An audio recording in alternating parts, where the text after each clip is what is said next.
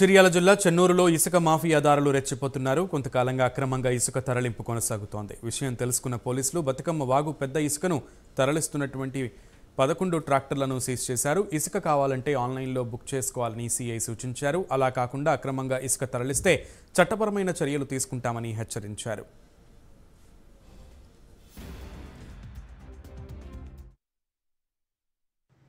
మండలం సంబంధించినటువంటి ప్రజలకు మరియు అందరికీ ఒకసారి ఇంకొక విజ్ఞప్తి చేయడం జరుగుతుంది.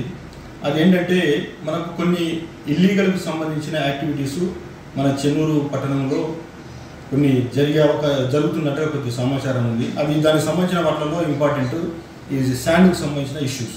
ఈ శాండ్ అనేది ప్రాపర్గా మీరు ఆన్లైన్లో మీరు దాన్ని చేసుకొని మీరు తీసుకుంటే ప్రాబ్లం లేదు. అలా కాకుండా ఎలాంటి అనుమతి లేకుండా మీరు శాండ్ను దాన్ని ఇల్లీగల్గా పోయి మీరు శాండ్ను తీసుకొని చేస్తే మాత్రం దానిపైన ఖచ్చితమైన చర్యలు తీసుకోవడం జరుగుతుంది.